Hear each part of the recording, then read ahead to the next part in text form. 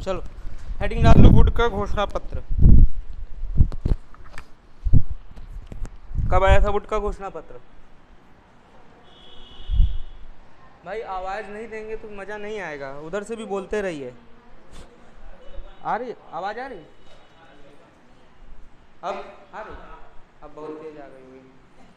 आई? चलो, वुड का घोषणा पत्र 1854 कब आया था? 1854 लिख लीजिए।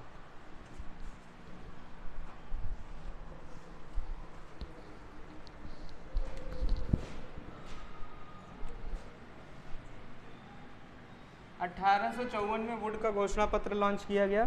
और वुड के घोषणा पत्र को लॉन्च करने की सबसे बड़ी वजह क्या थी बताओ भाई, कोई बताएगा वजह? हर चीज़ के आने की कोई ना कोई वजह होती है, क्या वजह लग सकती है बताओ? वुड के घोषणा पत्र के आने की क्या वजह है?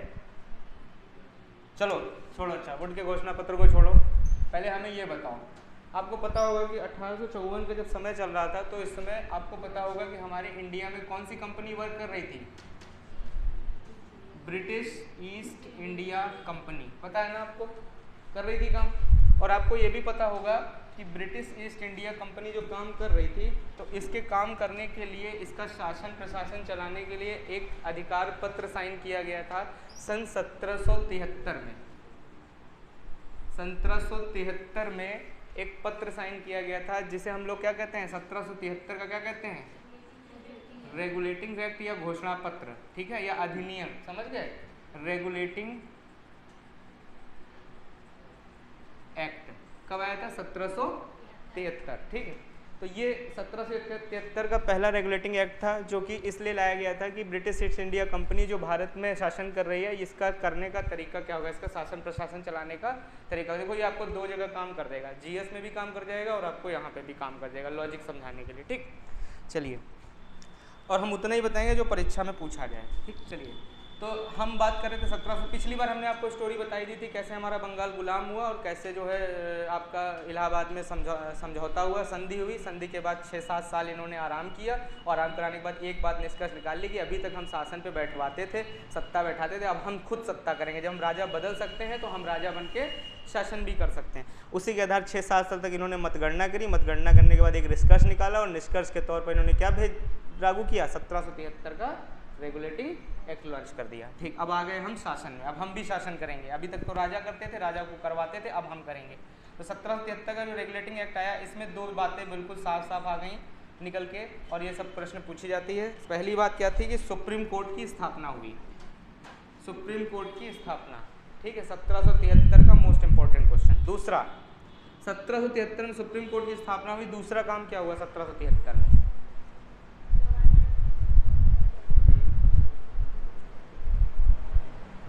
जो गवर्नर था, गवर्नर कौन था? ये भी पूछा जाता है पेपर में, बताओ भाई गवर्नर कौन था? क्लाइव, रॉबर्ट क्लाइव कौन था? गवर्नर था, पहला गवर्नर, लिख लो, गवर्नर, गवर्नर जनरल और वायसराय अलग अलग है बच्चा, एक ही लोग नहीं है। सबसे पहले जब ब्रिटिश ईस्ट इंडिया कंपनी आई थी तो उसका पहला गवर्नर बना के भेजा गया था रॉबर्ट क्लाइव, का जिक्र हमने कल किया था आपको, ठीक है। प्लासी का युद्ध 1757, रॉबर्ट क्लाइव, ठीक है। रॉबर्ट क्लाइव पहले गवर्नर थे, समझ गए, और इसी गवर्नर को कन्वर्ट कर दिया गया था गवर्नर जनरल में। और पहले गवर्नर जनरल कौन थे?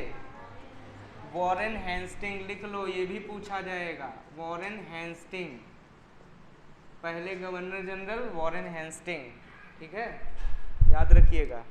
चलो हम आपसे एक चीज़ और पूछ लेते हैं, बताओ पहला वायसराय कौन था? हाथ उठाना जिसे पता हो। कौन था? लिख लो, बगल में नोट डाल के ऐसे एरो मार के, पहला वायसराय लिख लो, लॉर्ड कैनिन, समझ गए हो, लॉर्ड कैनिन, लिख लो, लॉर्ड कैनिन। आपकी परीक्षा के स्तर पर यही क्वेश्चन सीधे सीधे पूछ लिए जाएंगे। पहला गवर्नर जनरल कौन था, पहला वायसराय कौन था, पहला आपका कंपनी का गवर्नर कौन था, समझ गए।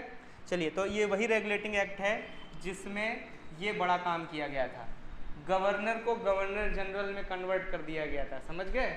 और आपको पता होगा कि 1784-85 तक वॉरेन हेस्टिंग थे, समझ गए, क्योंकि 1781 में मैंने आपको पढ़ाया है, 1781 में इन्होंने मदरसे की स्थापना की थी, कहाँ, कलकत्ता में, समझ गए। और बताइए संस्कृत कॉलेज की स्थापना किसने की थी? संस्कृत कॉलेज किसने खोला था? सबसे पहला भारत में संस्कृत कॉलेज जोनाथन डंकन ने खोला था, ठीक है। फोर्ट विलियम कॉलेज किसने बनवाया? लॉर्ड वेले जली। बहुत सारे अंग्रेज शासक हैं जिनके हम महत्वपूर्ण काम है, उनको याद रखना है आपको, ठीक है। चलिए आगे बढ़ते हैं। आगे बढ़ने का काम ये है, ये दो बातें याद रखना 1773 से मोस्ट इम्पॉर्टेंट है। दूसरी बात याद रखना एक चीज़ कि ब्रिटिश ईस्ट इंडिया कंपनी जो एक कंपनी थी, जो वहाँ के कुछ लोग यहाँ पर भारत में काम कर रहे थे बिजनेस में, उसमें इंटरफेरेंस कर दिया था किसने? ब्रिटिश मंत्रिमंडल ने। कहा कि हम भी इसमें आएंगे और हम भी इसमें अपना नियम देंगे, क्योंकि वो ये नहीं चाहते थे कि छुट्टे सांड की तरह वहाँ जाके काम करें जाके, हम भी इसमें अपना अधिकार पाना चाहते हैं, ठीक है। एक लाइन में लिख लीजिएगा, ब्रिटिश मंत्रिमंडल को भी शामिल कर दिया गया। ये तीन काम महत्वपूर्ण थे 1773 के। जब यही अभी पढ़ लो, पेपर में हो सकता है तुमको क्वेश्चन जीएस का जब आए तो एक क्वेश्चन हो सकता है मिल जाए कि बताओ भैया वो कौन सा रेगुलेटिंग एक्ट था जिसमें गवर्नर जनरल या सुप्रीम कोर्ट या फिर ब्रिटिश मंत्रिमंडल का हस्तक्षेप हुआ।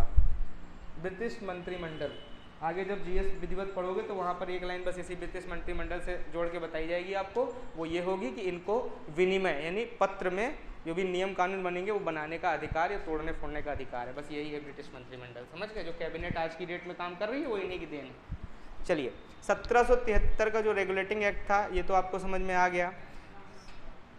अब सुनो, 1773 का जो रेगुलेटिंग एक्ट था, अभी 1854 तक समझिए, शिक्षा में कैसे गुड का घोषणा पत्र आने का कारण क्या था ये भी समझ लो, ठीक है। ये तो तत्कालीन कारण थे उनके अपने 1773 अंग्रेजों के। अब उसके बाद 1773 का जो रेगुलेटिंग एक्ट था, इसके बाद कौन सा एक्ट आया, कब आया ये बताओ, बहुत महत्वपूर्ण है, पेपरों में कई बार पूछा गया। पिट्स इंडिया एक्ट, लिख लो जल्दी से। अगला एक्ट आया आपका पिट्स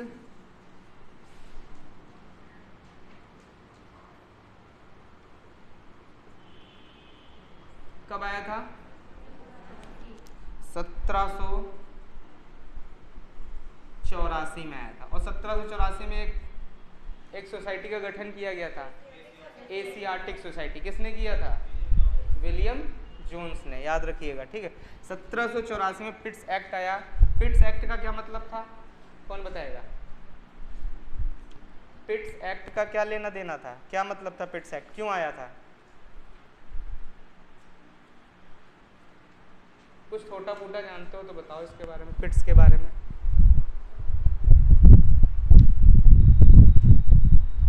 किसी को नहीं पता? थोड़ा बहुत सोच के बताओ।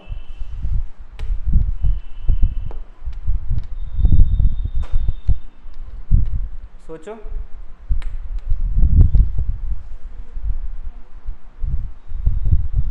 संविधान तो पढ़े होगे ना टेट में, वो अच्छे से पढ़ रहे थे, अब बताओ हमको एक्ट। ऐसा तो है नहीं एक बिना एक्ट बताए संविधान पढ़ा डाला होगा किसी ने भी, बताओ बताओ। और नहीं पढ़ा क्या, ये पढ़ा ही नहीं, ऐसा तो हो नहीं सकता पढ़ाया ना हो।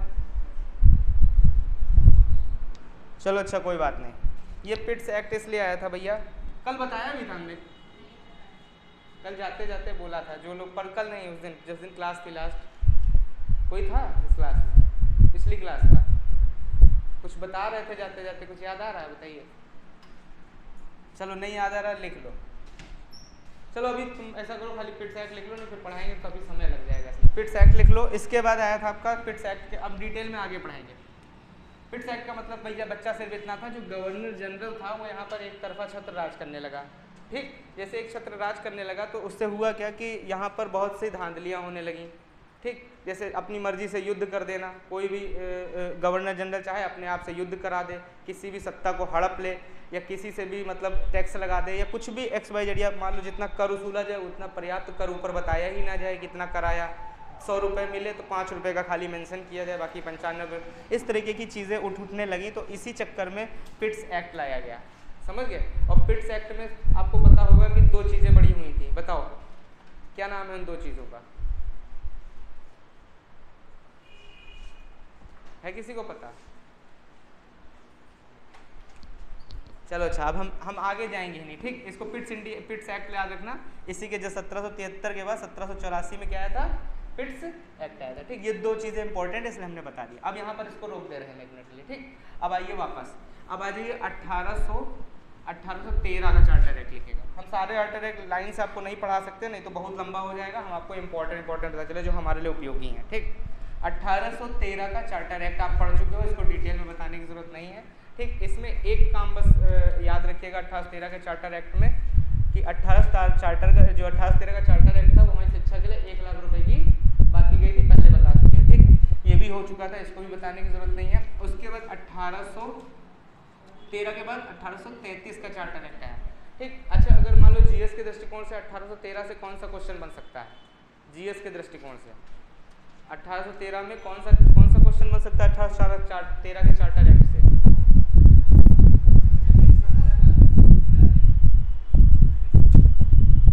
हाँ, ब्रिटिश शिक्षा का शिलालेख भी बोल सकते हैं। चलिए, ये सारे चार्टर एक्ट हमने आपको पढ़ा दिए थे, ठीक। अब आपको इतना तो पता चल गया कि भारत में ईस्ट इंडिया कंपनी का ही राज था, ठीक। अब सुनो, जो 1854 का जो चार्टर एक्ट आया उसका सीधा संबंध जो था इन्हीं रेगुलेटिंग एक्ट से था। कारण क्या था रेगुलेटिंग एक्ट का?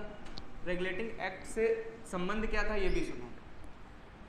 जो 1854 का चार्टर एक्ट आया, इसको देने वाले कौन थे?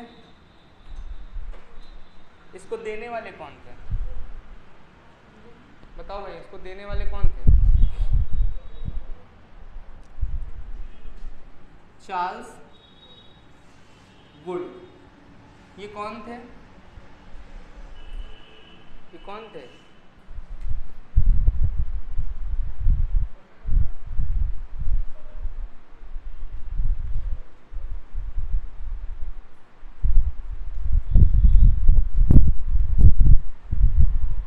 देखिए, जब ये इनके घोषणा पत्र आते थे तो ये 2 पद सृजित किए गए थे भारत के लिए। एक जब ये हुआ कि जो पिट्स एक्ट है, पिट्स एक्ट, उसमें यही था कि बोर्ड ऑफ कंट्रोल बनाया जाएगा और बोर्ड ऑफ डायरेक्टर, एक निदेशक होंगे और एक उसको क्या करेंगे, देख रेख करने वाले होंगे। तो निदेशक रहेंगे वो व्यापार करेंगे, व्यापार संबंधी चीज़ें यहाँ देखेंगे। जो नियम कानून है या राजनीतिक मुद्दे हैं या जैसे भी जो मतलब जिनमें नियम कानून बनेंगे उनके बारे में कंट्रोलर काम करेगा। और कंट्रोलर यहाँ नहीं होगा, कंट्रोल कहाँ होगा? यूके में होगा, इंग्लैंड में बैठेगा, ठीक है। तो उसी आधार पर चार्ल्स वुड क्या थे?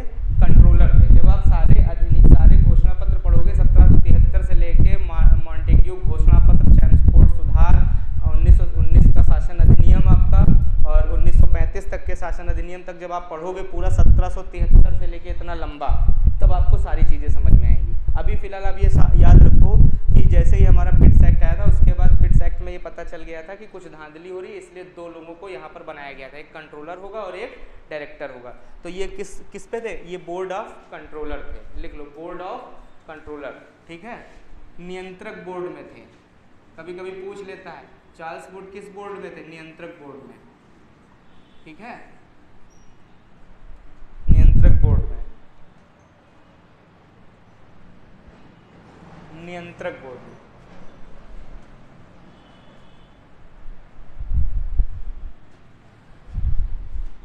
चलो, अगर पूछा जाए, कई बार क्वेश्चन पूछा गया है कि बताइए ब्रिटिश ईस्ट इंडिया कंपनी के शासनकाल का महाअधिकार पत्र किसे कहते हैं? लिख लो, महाअधिकार पत्र। अगर पूछा जाएगा ब्रिटिश शासनकाल का महाअधिकार पत्र कौन सा था तो वुड का घोषणा पत्र बता दीजिएगा, ठीक है। ब्रिटिश शासनकाल का महाअधिकार पत्र अगर पूछा जाएगा तो बता दीजिएगा क्या है? वुड का घोषणा पत्र, ठीक। अगर प्रश्न आपसे आ जाए भारत का मैग्ना कार्टा किसे कहते हैं? भारतीय शिक्षा का मैग्ना कार्टा, भारतीय शिक्षा का मैग्ना कार्टा किसे कहते हैं तो बता दीजिएगा वुड का घोषणा पत्र। भारतीय शिक्षा का मैग्ना कार्टा किसे कहते हैं तो बता दीजिएगा वुड का घोषणा पत्र। प्रश्न आ जाए भारतीय शिक्षा का शिलालेख किसे कहते हैं? शिलालेख, भारतीय शिक्षा का शिलालेख भारतीय शिक्षा का शिलालेख किसे कहते हैं, तो बता दीजिएगा वुड का घोषणा पत्र, वुड का घोषणा पत्र, वुड का घोषणा पत्र। ठीक, अब सोचिए मैग्ना कार्टा कहा जा रहा है, शिलालेख कहा जा रहा है, महाधिकार पत्र कहा जा रहा है, ठीक है, और इसको बोर्ड ऑफ कंट्रोलर दे रहा है, नाम है उसका चार्ल्स वुड, सन है 1854। ठीक है, क्या था इस घोषणा पत्र में जो इसको इतना बड़ा नाम दे दिया गया, बस वही समझ लीजिए, वही पेपर में पूछा जाता है। ठीक है, इंपॉर्टेंट है, इसलिए इसको इत्मीनान से पढ़िएगा। चलिए हेडिंग डालिएगा, मोस्ट इम्पोर्टेंट निष्कर्ष जो है, हेडिंग डालिएगा निष्कर्ष, हेडिंग डालिएगा निष्कर्ष। घोषणा पत्र के निष्कर्ष क्या थे, घोषणा पत्र के निष्कर्ष।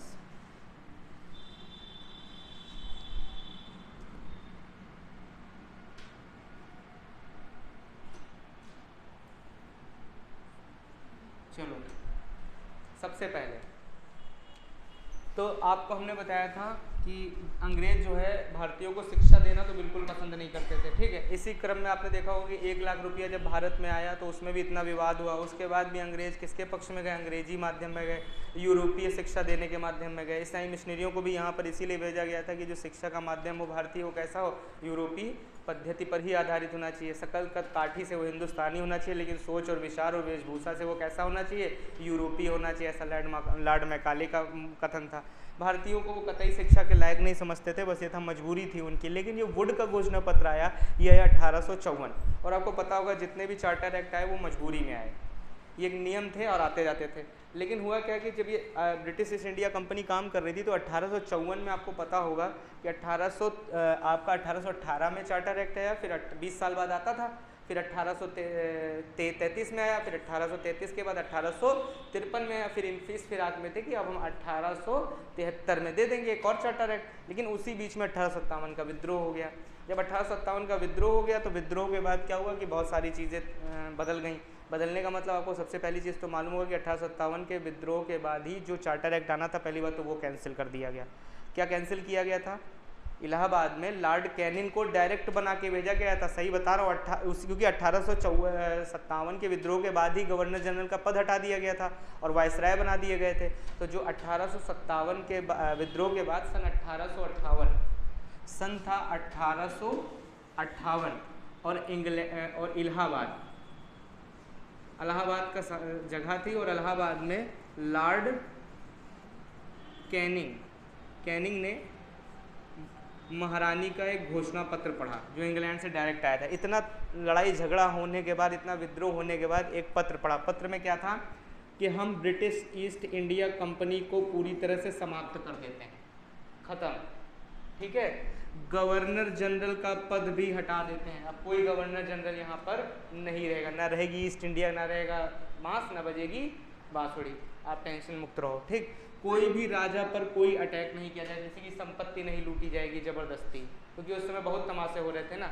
ज़मीन अधिकृत कर लिया जाता, कुंवर सिंह की ज़मीन अधिकृत कर ली गई, वो अपना अलग 1800 विद्रोह कर रहे थे। किसी की पेंशन छीन ली जा रही थी, वो नाना साहब अलग कर रहे थे। ठीक, किसी को कह दिया गया कि कोई गोद लेगा तो उसका बच्चा शासन नहीं कर सकता। रानी लक्ष्मीबाई को ये बात बुरी लग गई क्योंकि उन्होंने भी बच्चा क्या लिया था, अडॉप्ट किया था, उनका खुद का बच्चा नहीं था, तो वो शासन कैसे नहीं कर। बहुत सारे अपने पर्सनल मुद्दे थे राजाओं के, उसी पे युद्ध हो गया। वजह क्या थी, कहीं नहीं था ना, एक आदमी पिट रहा था, कहीं मारो मारो इसको, मारो और मारो, इसने ये भी किया था, तो वही बहाना था अंग्रेजों के ऊपर। अब अंग्रेजों के ऊपर टूट चुकी थी कायदे से, तो अंग्रेज जो है बेचारे सब कुछ कैंसिल कर दिया 1858 में। अब 1873 का चार्टर एक्ट तो हो गया ख़त्म। अब क्या हुआ, जब सब खत्म हो गया, और आपको पता होगा प्रश्न भी पूछा जाता है कि ये मतलब ये जो मतलब 1858 का जो चार्टर एक्ट आया था, ये किसने पढ़ा था, लॉर्ड कैनिंग, याद रखिएगा, बहुत इंपॉर्टेंट है। ठीक है, ये इलाहाबाद में पढ़ा गया था। ठीक, चलिए, तो अब 1858 तो ख़त्म हो गया। इसी बीच में जब भारत वुड का घोषणा पत्र चल रहा था, तो वुड के घोषणा पत्र में सबसे बड़ी बात ये निकल गया है कि ब्रिटिश लोग मतलब वहाँ पर जो शासन कर रहे थे, उनको ये लगा कि भारत में शिक्षा पर काम करना चाहिए। ठीक है, थोड़ा बहुत काम करना चाहिए, बिना शिक्षा के काम नहीं चल पाएगा। तो ये हुआ कि क्या क्या काम करना चाहिए, तो वही काम शुरू करे जाएंगे। जैसे आपको पता होगा कि मैकाले ने कहा था कि निस्यंदन सिद्धांत लगाओ।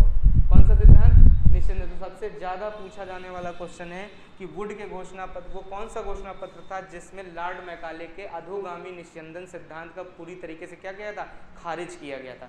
तो एक लाइन कथन लिख लेना, सुंदर सुंदर लिख लेना, अधोगामी निस्यंदन। हम आपको वो पॉइंट्स लिखा रहे हैं जो परीक्षा में पूछे गए हैं या पूछे जा सकते हैं या पूछे जाने की उम्मीद है। और पढ़ाने का मन हो तो वुड का घोषणा पत्र बहुत बड़ा था, आप नोट्स बना लेना घर में बैठ के, ठीक है। सबसे इंपॉर्टेंट पॉइंट, अधोगामी निस्यंदन सिद्धांत को पूरी तरीके से क्या कर दिया गया, खारिज कर दिया गया। बिल्कुल सहमति नहीं जताई गई कि एक वर्ग को दिया जाए और एक वर्ग को न दिया जाए, ठीक। ऐसा वुड के घोषणा पत्र में था। दूसरा वुड के घोषणा पत्र का सबसे इंपॉर्टेंट पॉइंट था वो ये था कि यह भी समावेशी शिक्षा पर बल देते थे। क्या देते थे, समावेशी शिक्षा पर इन्होंने भी वर्क किया है। इन्होंने किसी एक विशेष जाति, वर्ग या धर्म के आधार पर शिक्षा की बात नहीं की। पहली बार देखिए, उन्होंने अपने हिसाब से जरूर दिया था 1854 का वुड का घोषणा पत्र, लेकिन उसमें हमारे पक्ष में बहुत सारी बातें आ गई, इसलिए हम इसे भारतीय शिक्षा का क्या बोलते हैं, शिलालेख बोलते हैं, ठीक है। चलिए, दूसरी इंपॉर्टेंट बात ये थी 1854 के वुड के घोषणा पत्र में कहा गया कि जितने भी प्रांत हैं भारत में, उस समय क्या होते थे, प्रांत होते थे ना, जितने भी प्रांत हैं वहाँ एक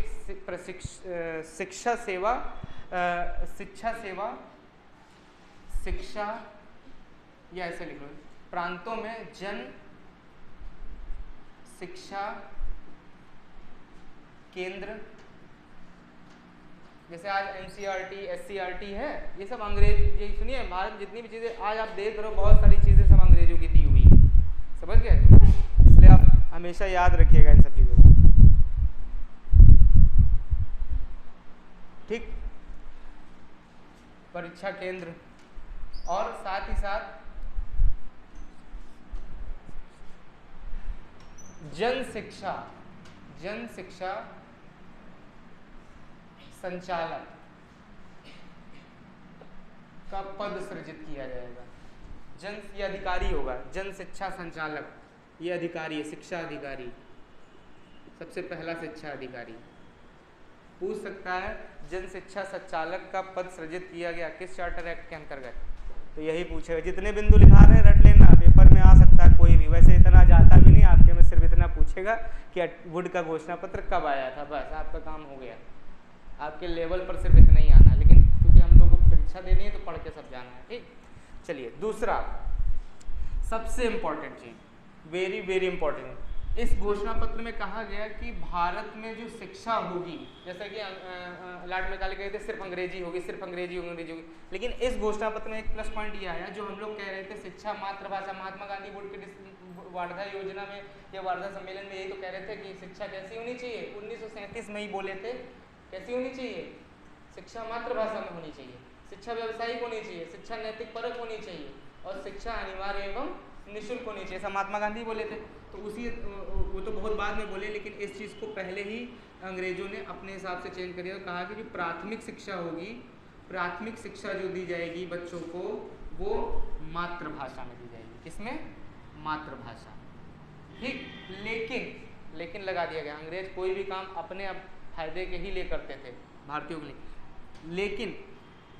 लेकिन जो उच्च शिक्षा होगी, उच्च शिक्षा वो कैसी होगी, अंग्रेजी भाषा में होगी, अंग्रेजी भाषा। ये भी बहुत इंपॉर्टेंट पॉइंट था वुड के घोषणा पत्र का, प्राथमिक शिक्षा मातृभाषा, उच्च शिक्षा अंग्रेजी, ठीक है, समझ गए। अगली बात लिखिएगा, वेरी इंपॉर्टेंट लिखिएगा कि भारतीय शिक्षा में अरबी, फारसी और संस्कृत को भी स्थान दिया जाएगा, ये सबसे महत्वपूर्ण बात लिखिएगा। भारतीय शिक्षा में अरबी, फारसी, संस्कृत भाषा को भी महत्व दिया जाएगा। अंग्रेजी सर्वोपरि होगी, लेकिन आंशिक रूप से महत्व अरबी, फारसी और इनको भी प्रदान कर दिया जाएगा। मेनली अंग्रेजी ही रहेगी, ठीक। आगे लिख लेना हेडिंग डाल के, मुख्यतः अंग्रेजी ही प्रमुख होगी। अरे चलो, जो दे रहे हैं यही बहुत है, मुख्यतः अंग्रेजी प्रमुख होगी, ठीक है। अगली बात सबसे इंपॉर्टेंट, इन्होंने कहा कि जो लंदन विश्वविद्यालय है, लंदन विश्वविद्यालय के तर्ज पर, ठीक है, मद्रास, चेन्नई और बंगाल, मद्रास, बंगाल,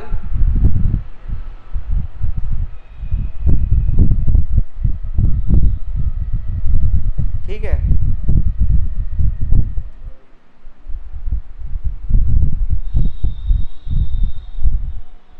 ठीक है, यहाँ पर भी विश्वविद्यालय खोले जाएंगे, लिख लो, विश्वविद्यालय,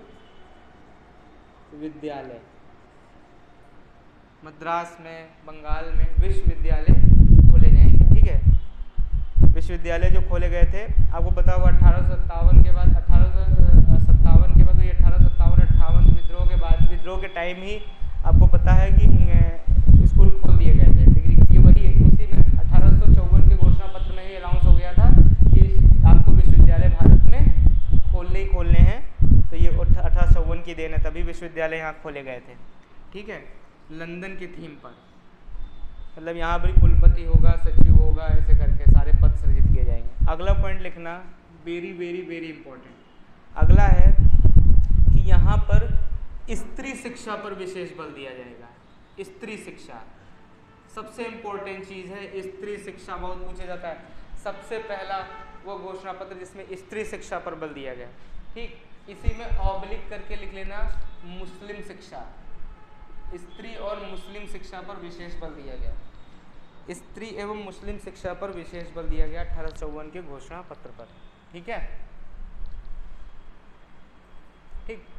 सबसे अगला वेरी वेरी वेरी इंपॉर्टेंट, यहाँ पर प्राइमरी, मिडिल और उच्च और विश्वविद्यालय स्तर तक की शैक्षिक प्रबंध किया जाए, विश्वविद्यालय स्तर तक का प्रबंध किया जाए, सब लाइन से, प्राथमिक में मिले, मिडिल भी मिले, उच्च की जगह हाई स्कूल कर दीजिएगा, हाई स्कूल, ठीक है, प्राथमिक, मिडिल, हाई स्कूल और विश्वविद्यालय स्तर तक की एक क्रमबद्ध शिक्षा व्यवस्था होनी चाहिए, लिखिए क्रमबद्ध शिक्षा व्यवस्था होना चाहिए, ठीक। और सबसे मोस्ट इम्पॉर्टेंट काम, सबसे ज़्यादा इम्पॉर्टेंट काम ब्रिटिश ईस्ट इंडिया कंपनी को दिया गया और कहा गया कि शिक्षा का सारा भार आप वहन करेंगे, शिक्षा का सारी व्यवस्था, शिक्षा का सारा भार किसके कंधों पर, ब्रिटिश ईस्ट इंडिया कंपनी के ऊपर डाल दिया गया।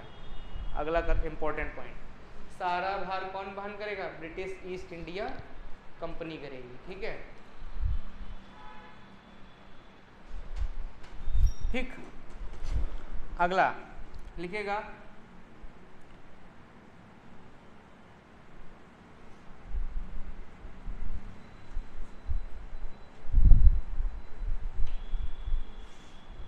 अच्छा, एकीकृत शिक्षा और समावेशी शिक्षा में क्या अंतर, रट लो, यही 4 पॉइंट दिखाएगा, वहाँ नहीं बता पाओगे तो फिर अपने ही पैर पर कुल्हाड़ी मार लोगे, कोई मतलब नहीं, ये मत कहना कि बाद में हमने नहीं बताया था। और हम जिस दिन पेपर आप सुपर टेट को दोगे उस दिन हम मिलवा देंगे, नोट से एक एक क्वेश्चन होगा, एक एक लाइन होगी, भले ही चाहे आप इसको पढ़ो ना पढ़ो। फिलहाल आप लोग घर में तो बिल्कुल नहीं पढ़ रहे, जिस हिसाब से उत्तर माँ पूछ रहे हैं। आप बताओ, पीनियल ग्लैंड उस दिन बताया, आप नहीं बता पा रहे हो, सबसे बड़ी ग्रंथि नहीं बता पा रहे हो,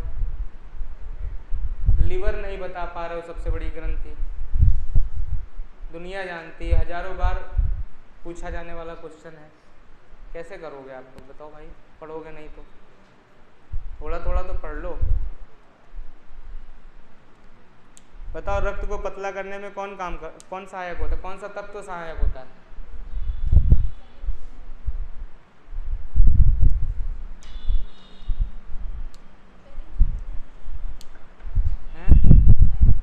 ये पहले, चलिए थोड़ा बहुत पढ़ लिया करो भैया घर में, ठीक।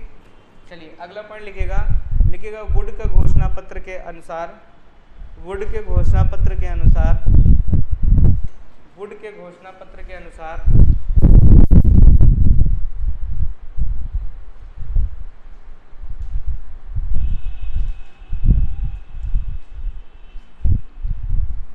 वुड के घोषणा पत्र के अनुसार, और मोस्ट इंपॉर्टेंट कर लो, ठीक है, वुड के घोषणा पत्र के अनुसार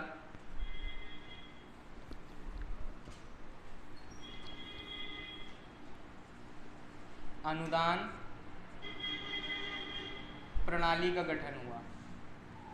सबसे ज़्यादा पूछा जाने वाला क्वेश्चन, वुड के घोषणा पत्र के अनुसार अनुदान प्रणाली का गठन हुआ। ठीक है, मतलब समझो हमारी बात को, ये था कि पैसा तो खर्च हो ही रहा था और वैसे भी पहले ही मैकाले बोल के गया था कि हम पूरी भारतीयों को शिक्षित नहीं कर सकते क्योंकि ब्रिटिश इंडिया कंपनी के पास इतना फंड अवेलेबल नहीं है, तो करा क्या जाए। तो इसी घोषणा पत्र ने बताया कि ठीक है, आप नए स्कूल नहीं खोल सकते, आप वहन नहीं कर सकते, तो आप एक काम करिए, जितने भी पुराने स्कूल हैं आप उनको गोद ले लीजिए। जो आज एडेड स्कूल आप सुन रहे हो, ये उसी टाइम के स्कूल हैं। हुआ क्या कि नए मत खोलो, जो चल रहे हैं स्कूल उन्हीं को आप जो है आप अपने अंडर में ले लो, उनको आगे बढ़ाओ। दूसरा, वहाँ पर जो बच्चे पढ़ रहे हैं उनको कुछ धन उपलब्ध कराओ, आवश्यकता अनुसार जैसा धन की ज़रूरत पड़े वैसा उपलब्ध करा दो। ये है वुड का आपका घोषणा पत्र। ये इतनी प्रमुख बातें थी, अगर किसी का पेट इतने से न भरा हो तो और ढूंढ ढूंढ के ऐड कर लेना इसमें, ठीक। लेकिन परीक्षा के लिए मैं आपको टिक करा दे रहा हूँ, अनुदान प्रणाली पूछेगा, कब आया ये पूछेगा, शिक्षा का शिलालेख कहते हैं, महाधिकार पत्र कहते हैं, शिक्षा का भार ब्रिटिश इंडिया कंपनी को दे दिया गया, मुस्लिम शिक्षा स्त्री शिक्षा पे बात किया गया, प्राथमिक शिक्षा मातृभाषा में पूछेगा। वो कौन सा घोषणा पत्र है जिसमें कहा गया कि प्राथमिक शिक्षा मातृभाषा में और उच्च स्तरीय शिक्षा अंग्रेजी भाषा में होनी चाहिए, यही था वुड का घोषणा पत्र। ठीक है, सबसे ज़्यादा इम्पोर्टेंट है, इसको याद रखना।